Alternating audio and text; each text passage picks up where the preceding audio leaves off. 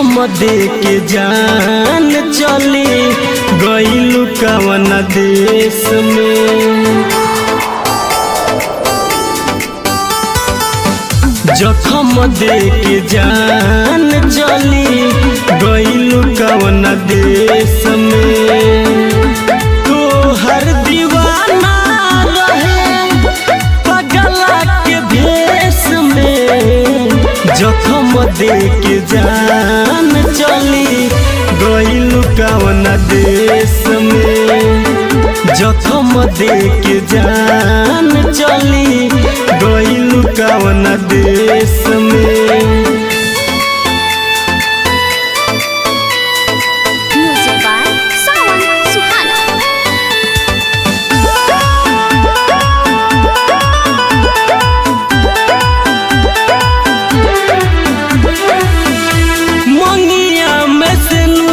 दूसरा नाम के सजाई जियते तू गइलू मुआई।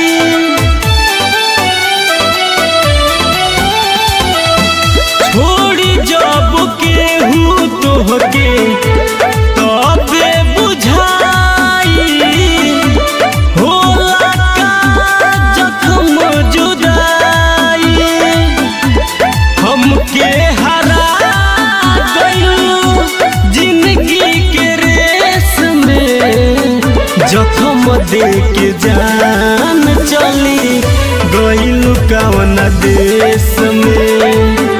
जखम दे के जान चली गइलू कवन देश में।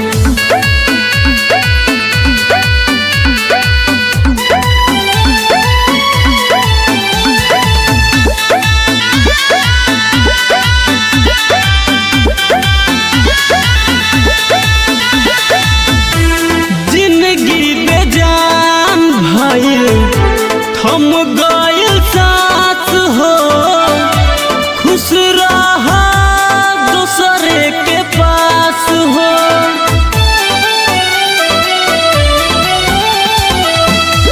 राइटर विवेक सावन पूछता रे बात हो।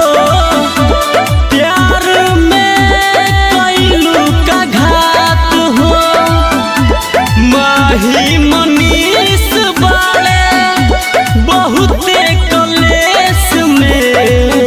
जखम दे के जान चली गइलू कवन देश में।